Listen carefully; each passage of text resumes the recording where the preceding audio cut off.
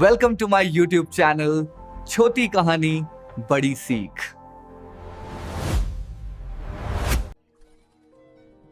एक गांव में किशन और मुरली नाम के दो भाई रहा करते थे। जैसे सांप और नेवले की आपस में कभी नहीं बनती, इसी प्रकार इन दोनों भाइयों की भी आपस में कभी नहीं बनती थी।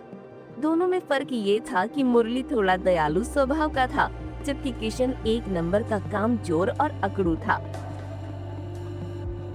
अरे किशन, ओ किशन, अरे कहाँ मर गया? जल्दी इधर आ, नहीं तो आज तेरी खैर नहीं। ये माँ भी ना हर वक्त मुझे ही पुकारती रहती है, जैसे कि मैं इनके गले का घंटा हूँ। अभी तो मैं इस पेड़ पर चढ़ा ही था कि माँ का बुलावा आ गया। अब मुझे फिर से नीचे उतरना पड़ेगा।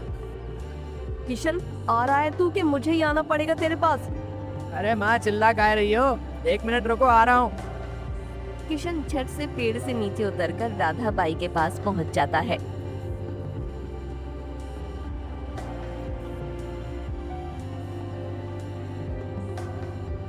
क्यों रे नालायक, कहाँ था तू इतनी देर से? मैं तुझे कब से आवाज लगा रही हूँ।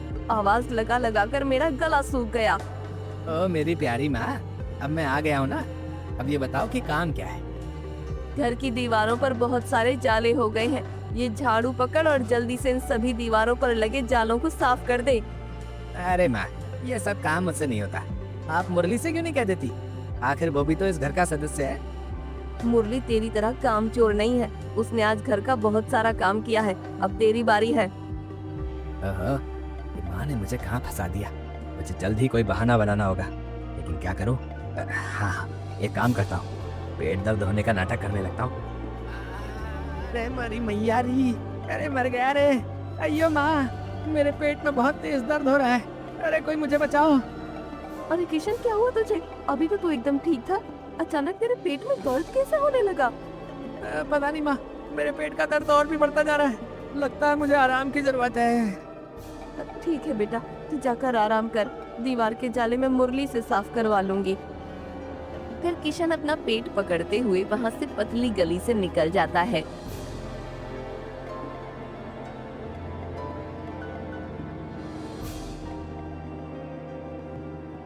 अरे माँ, ये भैया ने अपना पेट क्यों पकड़ कर रखा है? क्या भैया पेट से है? चुप कर नालायक, नहीं तो दूंगी एक कान के नीचे। तो फिर माँ, आखिर हुआ क्या है, ये तो बताइए। मैंने किशन को इन दीवारों के जाले साफ करने को कहा था, तभी अचानक उसके पेट में दर्द होने लगा। फिर मैंने उसे आराम करने के लिए अपने कमरे में भेज दिया। अरे माँ, तुम भी भैया की मीठी मीठी बातों में आ गई। भैया के पेट में कोई दर्द नहीं है, ये सब उनके काम न करने के बहाने हैं। खैर छोड़िए, लाइए ये झाड़ू मुझे दे दीजिए, दीवार के जाले मैं साफ कर देता हूँ। इतना कहकर मुरली राधा बाई से झाड़ू लेकर दीवार पर लगे जालों को साफ करने लगता है और राधा बाई काम करने के लिए रसोई में चली जाती है। अरे, इस डिब्बे में तो बहुत सारे लड्डू रखे हुए थे जो मैंने पूजा के लिए बनाए थे। फिर इस डिब्बे के सारे लड्डू कहाँ गए? कहीं ये सब किशन का किया धरा तो नहीं? अरे बाबा, कितने स्वादिष्ट लड्डू हैं। माँ के हाथ के बनाए हुए लड्डू का तो जवाब ही नहीं। इन्हें खाकर तो मजा ही आ गया। किशन ये कह ही रहा होता है कि तभी राधा बाई गुस्से में वहाँ पर आ जाती है। अरे माँ, आप यहाँ कब आई? आप तो रसोई में काम कर रही थी। क्यों रे नालायक, तेरे पेट में तो दर्द था ना, तो फिर तू इतने सारे लड्डू कैसे खा रहा है? तेरी हिम्मत कैसे हुई इन लड्डुओं को हाथ लगाने की? मैंने ये लड्डू पूजा के लिए बनाए थे और तू सब चट कर गया। मुझे माफ कर दो माँ, मेरे पेट में कोई दर्द नहीं है। मैंने आपसे इसलिए झूठ बोला था ताकि मुझे काम ना करना पड़े। गलती तो तूने की है, सजा तो तुझे बराबर मिलेगी। राधा बाई कह ही रही होती है कि तभी वहाँ मुरली आ जाता है और राधा बाई से कहता है, माँ सही कहा आपने, भैया ने लड्डू तो बहुत खा लिए। जरा इस झाड़ू से इनको थोड़ा प्रसाद और खिला दो। हाँ हाँ, क्यों नहीं, जरा एक झाड़ू मुझे दे दो, मैं अभी इसको बहुत सारे लड्डू और प्रसाद खिलाती हूँ। इतना कहकर राधा बाई किशन को झाड़ू से मारने लगती हैं। अरे माँ, मुझे छोड़ दो। अब कभी भी मैं तुम्हारे हाथ के बनाए हुए लड्डू नहीं खाऊंगा और कभी भी पेट दर्द होने का नाटक नहीं करूंगा। अरे मुरली, मुझे बचा। अरे अरे, बहुत तेज लग रही है। बस करो माँ, नहीं तो भैया के आज दोनों पिछवाड़े गुब्बारे की तरह फूल जाएंगे। और फिर राधा बाई और मुरली किशन के कमरे से चले जाते हैं। आराम, मुझसे तो उठा भी नहीं जा रहा है। इस मुरली ने मुझे आज बहुत पिटवाया। मैं इसे छोड़ूंगा नहीं।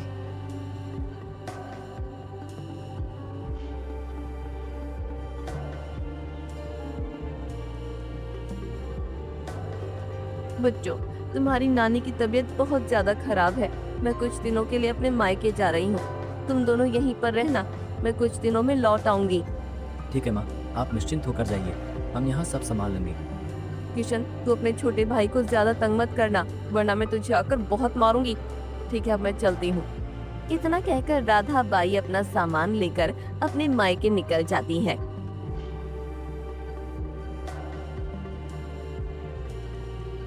अब आएगा ना मजा। जब माँ यहाँ रहती थी तो ये मुरली बहुत ही ज्यादा होशियार बनता था।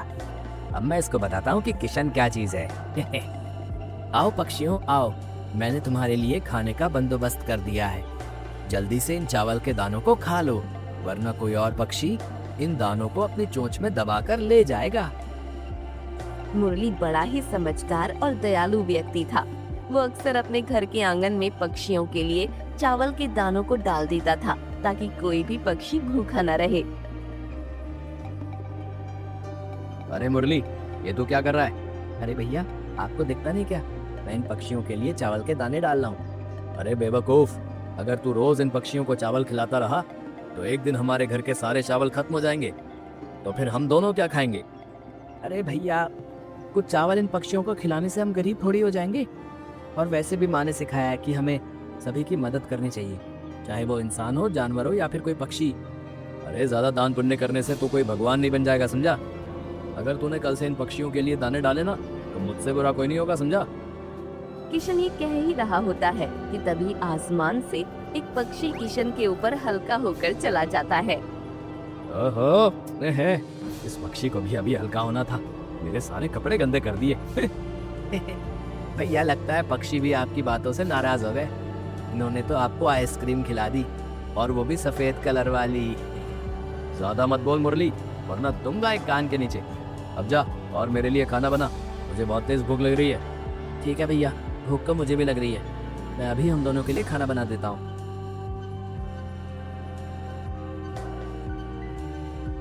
खाना बनाने के बाद दोनों भाई खाना खाने बैठ जाते हैं।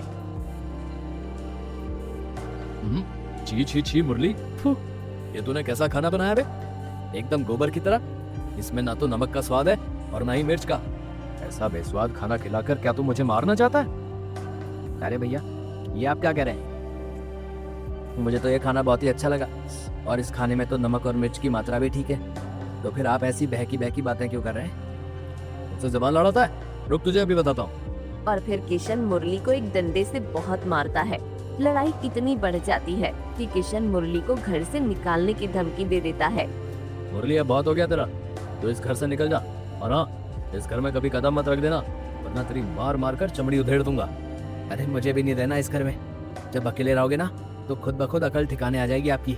मैं जा रहा हूँ। इतना कहकर मुरली गुस्से में उस घर से निकल जाता है।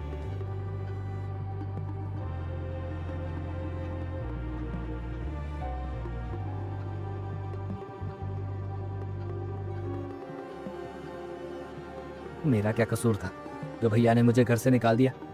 ये सब मैं माँ को भी नहीं बता सकता, क्योंकि माँ तो अभी नानी के घर गई है। अगर माँ को ये सब पता चला तो वो भी और चिंता करेगी। अब मैं क्या करूँ? मुरली ये कह ही रहा होता है कि तभी उसके दिमाग में एक आइडिया आता है। अरे हाँ, हमारे पास जो छोटा सा खेत है, मैं उसी खेत पर एक झोपड़ी बना कर रहूंगा, और जब तक माँ नहीं आ जाती मुझे उसी झोपड़ी में अपना गुजर बसर करना होगा। और फिर मुरली अपने खेत पर एक छोटी सी झोपड़ी बनाकर रहने लगता है।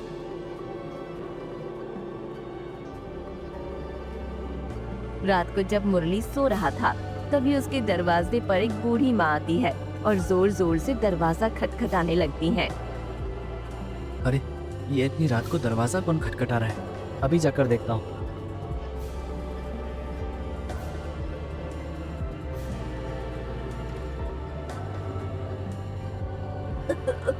बेटा, मैं बहुत दूर से आई हूँ। आज रात में क्या तुम्हारी इस झोपड़ी में रह सकती हूँ?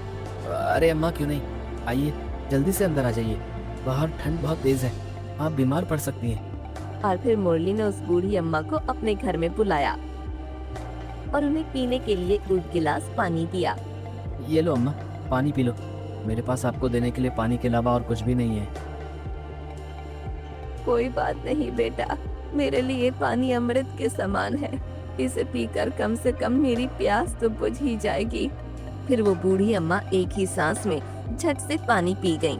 ऐसा लग रहा था जैसे कई जन्मों की प्यासी हूँ। बेटा, क्या तुम अकेले हो?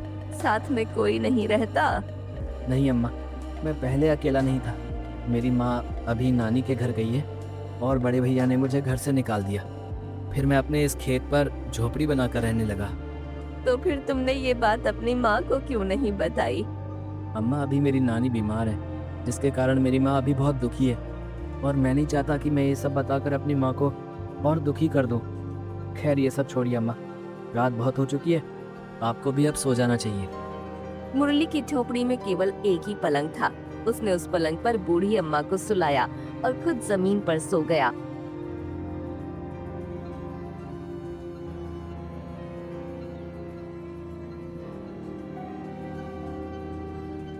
बेटा, अब मैं चलती हूँ, लेकिन जाने से पहले मैं तुम्हें कुछ देना चाहती हूँ। फिर बूढ़ी अम्मा मुरली को अपनी झोली में से एक अंगूठी निकाल कर देती है। अम्मा, मैं इस अंगूठी का क्या करूँगा? आखिर इस अंगूठी का मेरी जिंदगी में क्या काम? बेटा, ये कोई मामूली अंगूठी नहीं है, ये जादुई अंगूठी है। जब तुम इसको पहनकर अपनी मुट्ठी बंद करके दोबारा खोलोगे तो तुम्हें एक सोने का सिक्का मिलेगा। क्या आप सच कह रही हैं अम्मा? हाँ बेटा, लेकिन इसका इस्तेमाल लालच के लिए मत करना, वरना तुम्हारे साथ कुछ बुरा हो सकता है। ठीक है अम्मा, मैं इस अंगूठी का कभी भी गलत इस्तेमाल नहीं करूँगा और इस अंगूठी के दिए हुए सिक्कों से हमेशा गरीब लोगों की मदद करूँगा। ठीक है बेटा, अब मैं चलती हूँ, तुम अपना ख्याल रखना। इतना कहकर बूढ़ी अम्मा वहाँ से चली जाती है और मुरली उस अंगूठी को गौर से देखने लगता है। क्या सच में ये अंगूठी सोने के सिक्के देती है? मुझे तो अभी भी विश्वास नहीं हो रहा है। ऐसा करता हूँ, इसको पहन कर देखता हूँ। अरे वाह, ये तो चमत्कार हो गया। ये तो धोती फाड़े रुमाल हो गया। और फिर मुरली ने उस अंगूठी के दिए हुए सिक्कों से कई गरीब लोगों की मदद की। लेकिन ये बात किशन के कानों तक भी पहुंच गई कि मुरली गरीब लोगों की मदद करता है।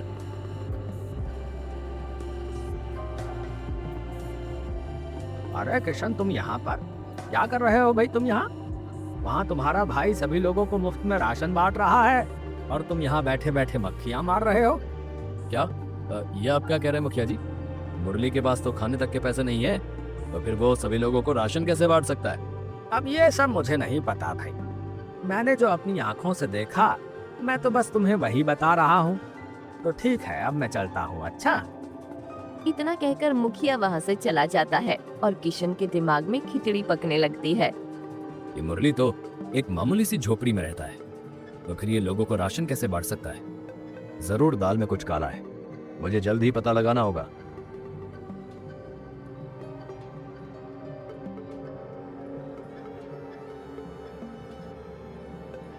अच्छा, तो ये माजरा है। अगर ये अंगूठी मुझे मिल गई तो मैं जल्द ही करोड़पति बन जाऊंगा। मुझे कैसे भी करके ये अंगूठी मुरली से हासिल करनी ही होगी। आज तो मुझे लोगों की मदद करके बड़ा मजा आया।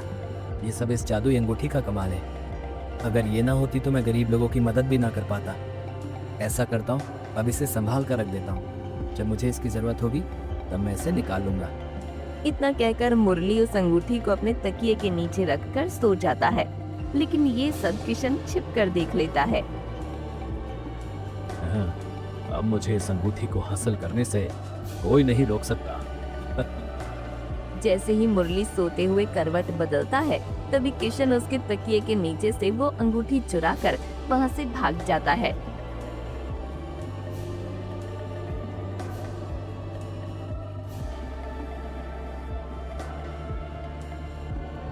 अब जल्दी से मैं इस अंगूठी को पहन लेता हूँ। अब मुझे अमीर होने से कोई नहीं रोक सकता। जैसे ही किशन उस अंगूठी को अपनी उंगली में पहनता है, तभी उसका पूरा शरीर एक सुअर के भेष में परिवर्तित हो जाता है। अरे अरे, ये क्या हो गया? मेरा चेहरा तो एकदम सुअर जैसा बन गया। अब मैं क्या करूं? इधर किशन अपने आप को देखकर रो रहा था। उधर मुरली उठते ही अपने तकिए के नीचे उस जादुई अंगूठी को ढूंढता है। अरे मेरी अंगूठी कहाँ गई? मैंने उसको इस तकिए के नीचे यही तो रखा था। मुरली मेरे भाई, मुझे बचा ले। देखना मेरे साथ ये क्या हो गया, अब मैं क्या करूं? अरे ये सुअर कहाँ से आ गया? ए सुअर, चल भाग यहाँ से। अरे मुरली, मैं कोई सुअर नहीं हूँ, मैं किशन हूँ। किशन, अरे तेरा बड़ा भाई। अरे भैया आप, लेकिन आपकी ये हालत कैसे हुई? मुरली मुझे माफ कर दे, मैंने तेरी वह जादुई अंगूठी चुरा ली और जैसे ही उसको मैंने अपनी उंगली में पहना तो मेरा चेहरा सुअर जैसा बन गया।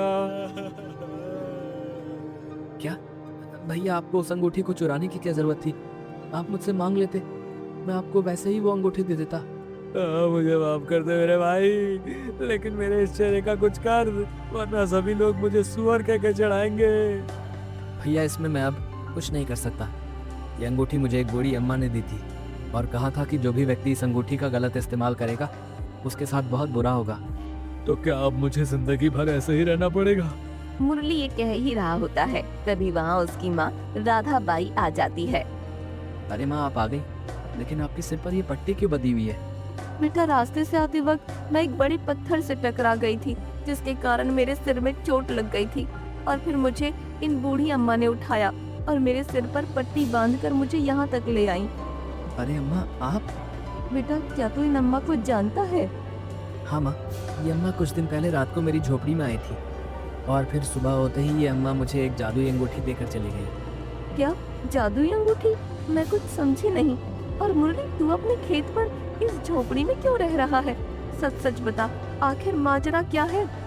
फिर मुरली ने राधा बाई को किशन और बूढ़ी अम्मा की सारी घटना बताई।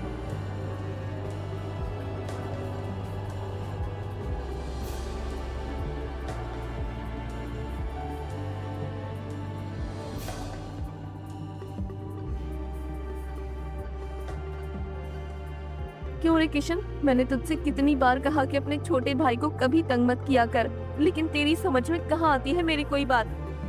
माँ मुझे माफ कर दो, मुझे अपनी गलती की सजा मिल चुकी है। उस जादुई अंगूठी ने मुझे सुअर बना दिया। ए अम्मा, मेरे बड़े भैया को पहले जैसा बना दीजिए ना, उनको अपनी गलती का पछतावा हो चुका है। ठीक है बेटा, जैसी तेरी मर्जी। और फिर बूढ़ी अम्मा मुरली से वो अंगूठी लेकर उस पर कुछ मंत्र पढ़ने लगती है और मंत्र पढ़ते ही वो अंगूठी टूट जाती है और किशन एकदम पहले जैसा हो जाता है। अम्मा, आपका बहुत बहुत धन्यवाद। अगर आज आप ना होती तो मुझे जिंदगी भर सुअर जैसी जिंदगी बितानी पड़ती। बेटा, तुम्हें अपनी गलती का पछतावा हो गया है, मेरे लिए वही काफी है। तो ठीक है, अब मैं चलती हूँ, तुम सब अपना ख्याल रखना। इतना कहकर वो बूढ़ी अम्मा वहाँ से चली जाती हैं।